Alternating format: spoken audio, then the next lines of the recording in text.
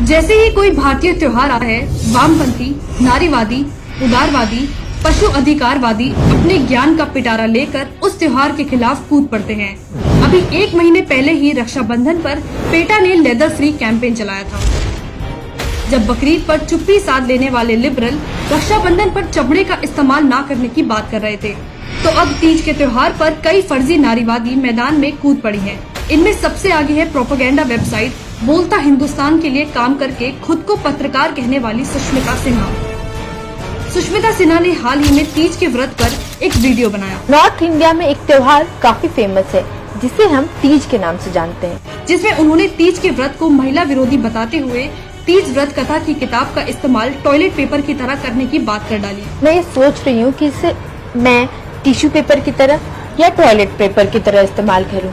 आपका क्या कहना है? उनकी इन बकवास बातों पर जब लोगों ने ट्विटर पर #अरेस्ट सुष्मिता सिन्हा ट्रेंड करा दिया, तब सुष्मिता दूसरा वीडियो बनाकर अपनी सफाई देती नजर आई। वैसे ये पहली बार नहीं है जब सुष्मिता ने इस तरह की बात कही हो। उनका सोशल मीडिया अकाउंट इस तरह की बकवास बातों से भरा पड़ा है।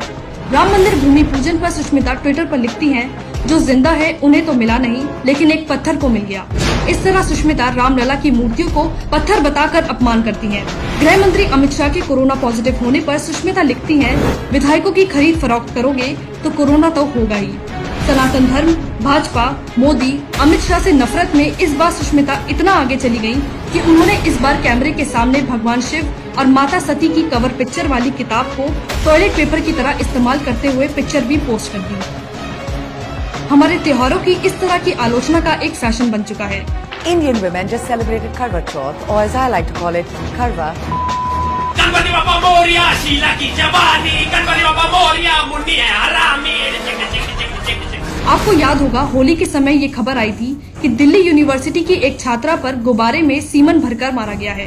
हालांकि बाद में ये खबर गलत साबित हुई, लेकिन इसको आधार बनाकर होली के त्योहार का जमकर विरोध किया गया। दिवाली पर हर साल जानवरों को बुरा न लगे, इसलिए पटाखे न फोड़ने की बात करने वाले सेलिब्रिटी बाद में मांसाहार डिश की तस्वीर शेयर करते हैं। अनुष्का शर्मा, सोनम कपूर और प्रियंका चोपड़ा का पाखंड तो आपको याद ही होगा। प्रियंका चोपड़ा दिवाली पर तो पटाखे न फोड़ने की अपील करती हैं, लेकिन उनकी खुद की शादी में जमकर आतिशबाजी होती है।